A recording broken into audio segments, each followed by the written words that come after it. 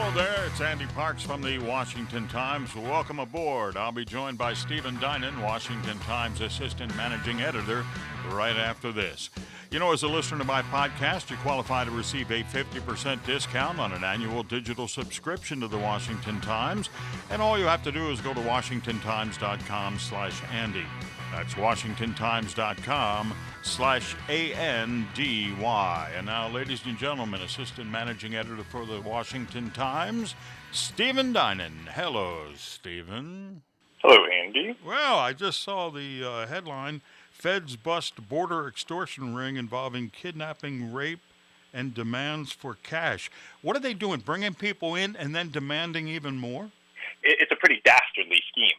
They are recruiting people in Mexico, in northern Mexico. These are people who are sitting in Mexicali, which is a city there in northern Mexico, who are looking to cross. They know their audience. They go up to them and they say, hey, we'll smuggle you across, just like any other smuggling cartel. They say, we'll smuggle you across and pay us $15,000 or $10,000.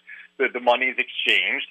Then they hold them for a ransom, which is usually at least the same payment all over again when that payment is made. And they had an MO that they followed in all of the cases the FBI tracked down. They would demand an extra ransom for release. They would then arrange to collect that ransom at the electronics section of a local Walmart.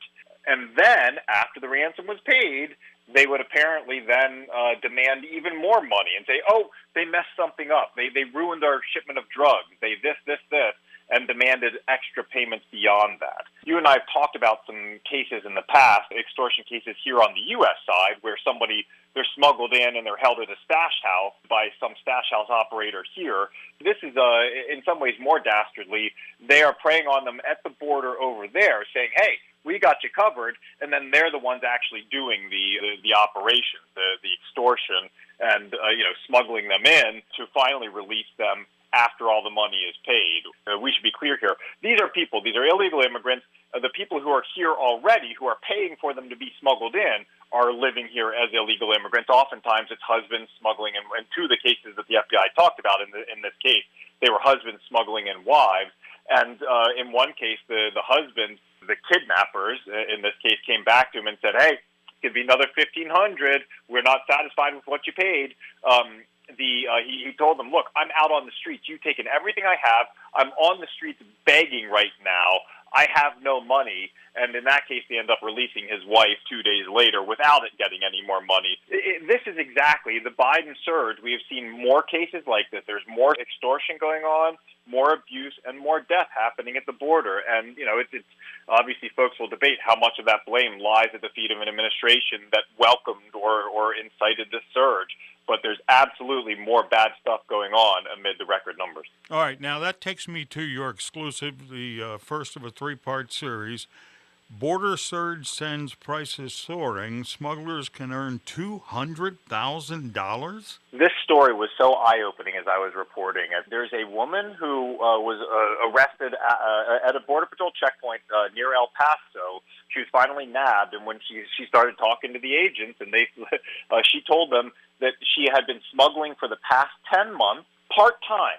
She'd been smuggling every Wednesday and every Sunday. She would make runs through that checkpoint, and during those 10 months, working part-time, she had made $200,000. Wow. I ran that by some Border Patrol agents saying, is this crazy? And we started talking about it and figured out that, no, that's not crazy. And as I was in the middle of reporting the story and reporting out that, I came across another incident just recently. There's a guy who's actually a gang member associated with a Texas gang called the Mexican Mafia, and he told agents he drove truckloads. And he charged a flat fee, $50,000 for each load of people that he brought through checkpoints. And he said that this was his 8th load when he was finally caught. His Wow. 8th load, which means he'd already cleared $350,000 and would have, on the hook for another $50 if he'd made it through this one.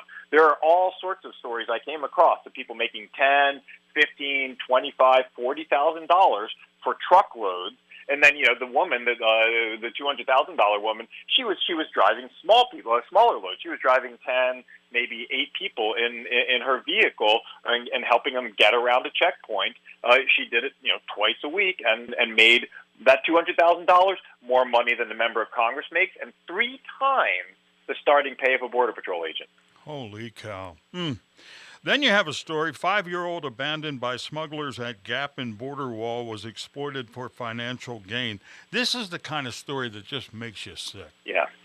Yep. And as I said, there are these are the stories that we're seeing more of. This is only the most recent incident this week. There was another incident last week where another 5 years. So this one was in California, and Border Patrol agents watched on cameras as this child was brought up to the border and then turned loose and basically pushed and said, "Hey, walk north." And the child walked across. And agents quickly swooped in and rescued the child and did a medical check, and the child turns out to a 5-year-old girl from Central America, turned out to be healthy. She said that her parents are already here in the U.S., almost certainly living here illegally. She did say that her cousin is still being held by some man on the Mexican side. Last week, it was a really, really heart-rending story, and there's actually video out there of a 5-year-old boy who was brought up to the border and turned loose, basically just pushed across, and then the two people, the man and woman who brought him to the border, fled back to the south, and the boy on the video is sitting there wailing and screaming and clutching a teddy bear, screaming, "Don't leave me." The amount of cruelty that we are seeing from smuggling organizations who treat the migrants, including children, as nothing more than a package to be delivered and jostled around. It's really awful stuff. It raises the big questions about, okay, President Biden has promised a more compassionate approach to the border, but there is that compassion in saying, hey, if you get here, we will treat you with compassion, has absolutely invited more people to make the journey and be ill-treated by those along the way. And at some point, you have to ask how much of it does the Biden administration, does that factor into the compassion they are showing here? If more people are being abused on the journey, are we as a country able to say, wash our hands and say, that's before they got here. At least we're helping them when they get here, even though that help is causing more people to be abused on the other end. Big questions, and I don't know the answers, but it's certainly worth asking them. Yeah. DHS to issue new deportation rules, DOJ tells federal judge. Homeland Security Secretary Mayorkas will issue new rules next month governing who can and cannot be arrested or deported. How about anyone breaking the law? Well, they don't see it that way. Mayorkas says that, and this is what's so fascinating, right? And this filing came in a court case over the current guidance, which severely restrict or what kinds of illegal immigrants can be arrested and deported. The Washington Post did a calculation that currently there are 6,000 ICE deportation officers. Under the Biden administration, each officer is averaging an arrest every other month. So one arrest every 8 to 9 weeks under the current deportation priorities, because they have carved so many people out of that ring of being targets for deportation. You have to have a very serious criminal record to be considered a target for deportation at this point. And it'll be interesting to see. Mayorkas, Homeland Security Secretary, has repeatedly said throughout that he is talking with ICE officers and other stakeholders, but he says he's talking with lots of different folks to come up with these final rules. I guarantee you the ICE officers are telling him, hey, let us do our jobs. Why are we so constrained? We're sitting around doing nothing. We got hired, we're law enforcement. We're basically police. We got hired to do this work. We want to do this work, and you're telling us don't do the work that we signed up to do. Let us do the work. At the same time, the immigrant rights activists are saying you're still arresting too many people. We don't want to see. We want to see even fewer numbers of arrests and deportations. Given what Mayorkas has done so far, we can fairly safely say that he's going to tilt towards the side of the activists because that's been everything he's done so far. But it will be interesting to see whether he adjusts and expands that aperture for arrest at all, or whether he tightens it further. Wow. All right, before I let you run, what are you working on? I'm working on a story about the Biden budget that just came out late last month, and it's sort of interesting. I've actually covered budgets back to the Bush administration, and one of the things I always look for, there's always been a list, or in some cases a full volume, like a 100-page volume of spending cuts. These are the programs that the administration believes are so wasteful that even though Congress is giving them money, the administration says, we don't want the money there. Put it somewhere else or give it back to taxpayers. Save the money. But that money is wasteful. Cut it. Bush did it. Obama released this list every year. Trump released this list every year. It was missing. There was no such list in the most recent Biden budget. And it was really startling. And, this is a guy who back during the first years of the Obama administration, you may remember that Obama, when he was announcing the stimulus money, declared Joe Biden, his vice president, Sheriff Joe, and said, if you waste taxpayer money, you have to answer to Joe Biden. We all know him as Sheriff Joe around the White House. And it really begs the question of what happened to Sheriff Joe, the taxpayer's best friend, that he couldn't come up with a single program that he recommended cutting in his first budget.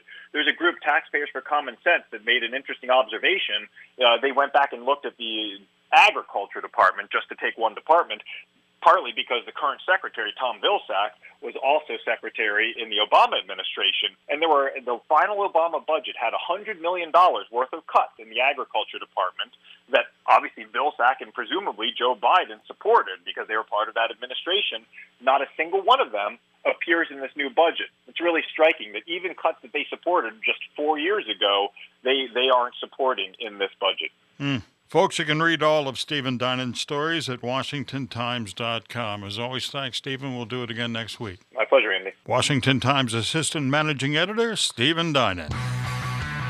Thanks for joining me today, and remember to receive a 50% discount on an annual digital subscription to the Washington Times. Go to WashingtonTimes.com/Andy. You'll get 24/7 digital access to the Washington Times at 50% off. That's right, 50%. Go to WashingtonTimes.com/ANDY. I'm Andy Parks. Have a great day.